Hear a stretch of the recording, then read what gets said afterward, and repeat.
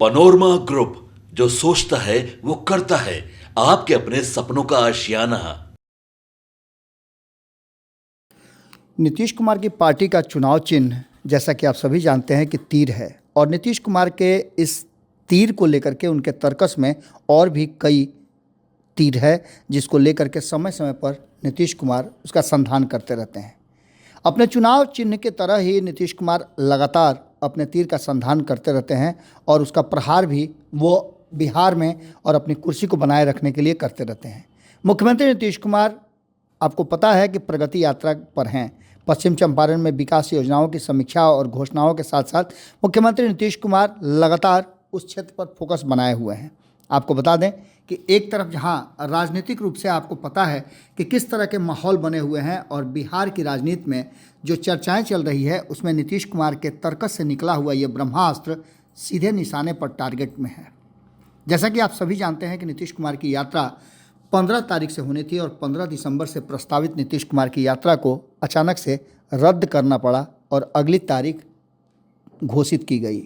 23 तारीख को यात्रा का दिनांक और तिथि तो बदला ही, साथ साथ उसका नाम भी बदल गया। पहले नीतीश कुमार को महिला संवाद यात्रा पर जाना था, उसके बाद नीतीश कुमार ने प्रगति यात्रा नाम दे दिया। और इस प्रगति यात्रा के तहत हमने आपको शुरुआत में ही बताया था कि नीतीश कुमार की मंशा क्या है। और वो जब 23 दिसंबर को यात्रा पर निकलेंगे और पश्चिम चंपारण से, बगहा से और बेतिया के भ्रमण के बाद जब वो वहाँ के लोगों के बीच में होंगे तो कई घोषणाएं करेंगे और ख़ास करके उनका ध्यान जो है वो महिलाओं पर और युवाओं पर होगी, क्योंकि MOI समीकरण साधने के लिए नीतीश कुमार निकले हैं।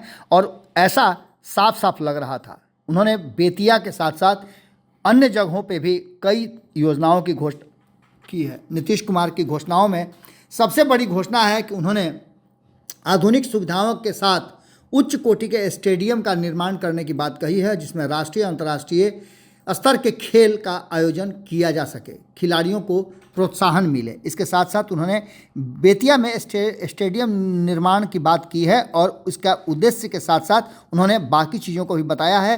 खेल विभाग को इसकी जिम्मेवारी दी गई है। वहीं आपको बताएं कि बेतिया शहर में सड़क का चौड़ीकरण, मुख्यमंत्री ने बेतिया में बरबत सेना से आई सर्किट हाउस, स्टेडियम, प्रेक्षागृह होते हुए राजकीय चिकित्सा महाविद्यालय और अस्पताल तक की सड़क का निरीक्षण किया। सड़क का चौड़ीकरण किया जाएगा, इस बात को भी उन्होंने कहा। ये सारी चीज़ें वो निश्चित रूप से लोगों को प्रभावित करती हैं और सीधे लोगों से जुड़ाव भी बनाती हैं। गन्ना किसानों को भी उन्होंने राहत दी है, 20 रुपये प्रति क्विंटल के हिसाब से उनके राशि में वृद्धि की गई है। तो वहीं आपको बता दें कि अन्य कई तरह की योजनाएं भी उन्होंने की है। उत्तर प्रदेश के सटे क्षेत्रों में डिग्री कॉलेज मुख्यमंत्री ने घोषणा की है और गंडक नदी के पार उत्तर प्रदेश से सटे 4 प्रखंडों के लिए एक सरकारी डिग्री कॉलेज खोलने की बात भी उन्होंने कही। इसके अलावा भी उन्होंने कई तरह की बातें की है। कई पुल पुलिया से लेकर के उन्होंने सड़कों का भी शिलान्यास किया है और उसके लिए उन्होंने राशि आवंटित की है। इसके साथ साथ वाल्मीकि नगर तक सड़क के निर्माण की घोषणा, बेतिया में विद्युत पावर ग्रिड का निर्माण कराने की, अमावा में रुलही के पावर ग्रिड का निर्माण कराए जाने की बात उन्होंने की है। इसके साथ साथ उन्होंने वाल्मीकि नगर में लौकुश पार्क का निर्माण कराने की घोषणा की है, जिसको लेकर के आपने देखा होगा कि सम्राट चौधरी ने भी इस पर खुशी जाहिर की है। वहीं मुख्यमंत्री ने ये कहा है कि हमने पश्चिमी चंपारण जिले के विकास के लिए बहुत काम किया है, जो कमी रह गई है उसे जल्द पूरा कर लिया जाएगा। यह यात्रा जनता की मांगों को समझने और उन्हें उनके समाधान के लिए किया गया था। किस तरह से प्रगति हो, किस तरह से विकास हो, इन सारी बातों पर हम फोकस किए हुए हैं।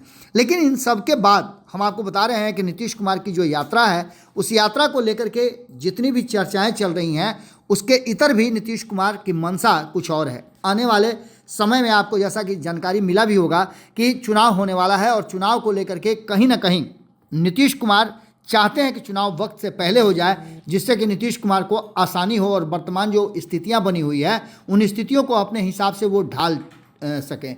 अपनी इच्छानुसार राजनीति करने की अपनी विलक्षण क्षमता के कारण हमेशा चर्चा में रहने वाले नीतीश कुमार की उम्र 73 वर्ष की हो गई है।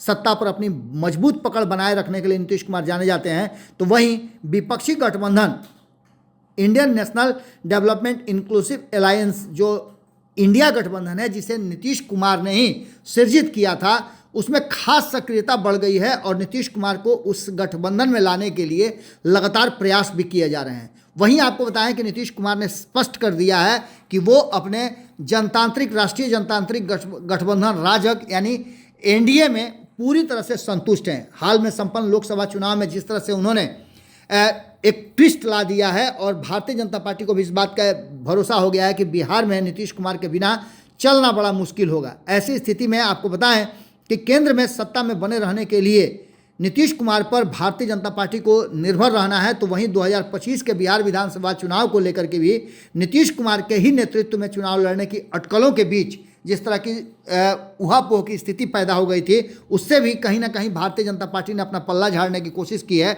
और उन्होंने बार बार ये प्रेस वार्ता करके और नीतीश कुमार को एहसास कराने की कोशिश की है कि नीतीश कुमार की कुर्सी पर कोई खतरा नहीं है और नीतीश कुमार ही हमारे नेता होंगे।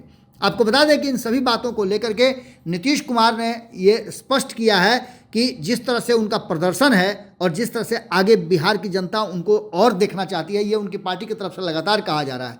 नीतीश कुमार के साथ रहने के कारण ही आपको पता है कि वो महागठबंधन से 2024 में एनडीए में वापस आए थे और उसके बाद से जो आपने देखा होगा कि सर्वे रिपोर्ट जितने भी आ रहे थे, जितने भी कयास लगाए जा रहे थे, जितने भी एग्जिट पोल के नतीजे थे, वो सभी इस बात की तरफ इशारा कर रहे थे कि 22 सीट से ज़्यादा एनडीए को आती हुई दिखाई नहीं दे रही है। नीतीश कुमार के वापसी करने के बाद ये सीटें बढ़ करके 30 पहुंच गई हैं। हालांकि अभी भी आपको बता दें कि नीतीश कुमार चाहते हैं कि और ज़्यादा मजबूती के साथ चुनाव लड़ा जा सके, लेकिन इसके बीच आपको पता है कि पश्चिम बंगाल की मुख्यमंत्री ममता बनर्जी हों या उत्तर प्रदेश के पूर्व मुख्यमंत्री अखिलेश यादव हों या फिर केजरीवाल हों, ये सभी नीतीश कुमार को चाहते हैं कि वो एक बार फिर से भारतीय जनता पार्टी का साथ छोड़ करके महागठबंधन की तरफ वापसी करें।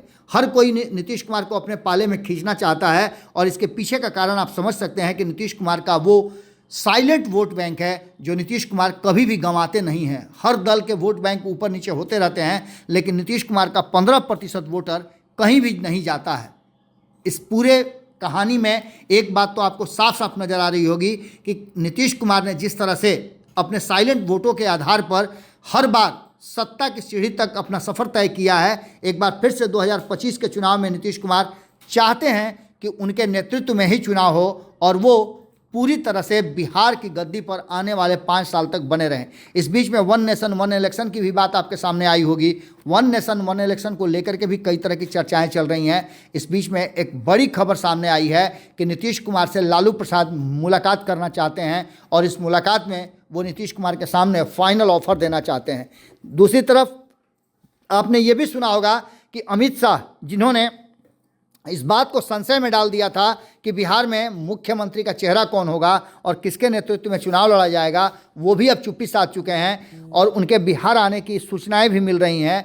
तो दूसरी तरफ आपको बता दें कि जो लालू प्रसाद लगातार इस बात की वकालत कर रहे थे कि राहुल गांधी की जगह पर कोई और इंडिया गठबंधन का नेतृत्व करे, यानी ममता बनर्जी का नाम दे रहे थे, वो भी अब चुप्पी साध लिए हैं और राहुल गांधी बिहार दौरे पर आ रहे हैं। जो देश भर में राजनीतिक माहौल और उठापटक मचा है, उसमें नीतीश कुमार की भूमिका सराहनीय हो सकती है यदि नीतीश कुमार महागठबंधन में हो, और ये बात सभी जानते हैं। नीतीश कुमार ने, कहा जाता है कि भीतर खाने में एक प्रस्ताव एक बार फिर से भारतीय जनता पार्टी के पाले में गेंद फेंक करके किया है। उन्होंने चुनाव वक्त से पहले फरवरी में ही कराने की बात कही है। अगर इस बात पर नहीं राजी होती है भारतीय जनता पार्टी तो नीतीश कुमार कोई बड़ा फैसला ले सकते हैं। जिस तरह के माहौल बने हैं उससे तो साफ लग रहा है कि बिहार में कोई बड़ा राजनीतिक उथल पुथल होने वाला है। देखना दिलचस्प होगा कि नीतीश कुमार अपनी यात्रा के बीच आज और कल 2 दिन तक पटना में रहेंगे और इस बीच कहा जा रहा है कि उनकी मुलाकात लालू प्रसाद या लालू प्रसाद के किसी विशेष व्यक्ति से हो सकती है, जिसमें आगे की रणनीति पर लालू प्रसाद का मैसेज दिया जा सकता है। या हो सकता है कि नीतीश कुमार और लालू प्रसाद की भी मुलाकात हो और इस मुलाकात को अभी तक गुप्त रखा गया है। क्या होगा ये तो आने वाला वक्त बताएगा, लेकिन बिहार की राजनीति ने देश की राजनीति को निश्चित रूप से प्रभावित जरूर किया है। जुड़े रहिए भारत लाइव के साथ। हमारी नज़र भारत की हर छोटी बड़ी घटना पर है, बिहार में होने वाले हर छोटे बड़े हलचल पर है। आपकी नज़र भारत लाइव पे होनी चाहिए। बहुत बहुत धन्यवाद। पनोरमा ग्रुप, जो सोचता है वो करता है। अगर ये वीडियो पसंद आई और वह बिहार के राजनीति, और बिहारियत से सरोकार रखेनी तो सब्सक्राइब बटन दबा के चैनल के सब्सक्राइब कर ली। ओजे एगो घंटी बा, ओकरा बटन दबा देला से कुल सटीक और मारक खबर रुआ मुफ्त में मिल जाई। अगर रुआ पत्रकारिता के हमनी के नया प्रयोग में सहयोग कर चाहतानी तो ज्वाइन बटन दबा दी। पेटीएम नंबर नोट कर ली 9386816700। धन्यवाद।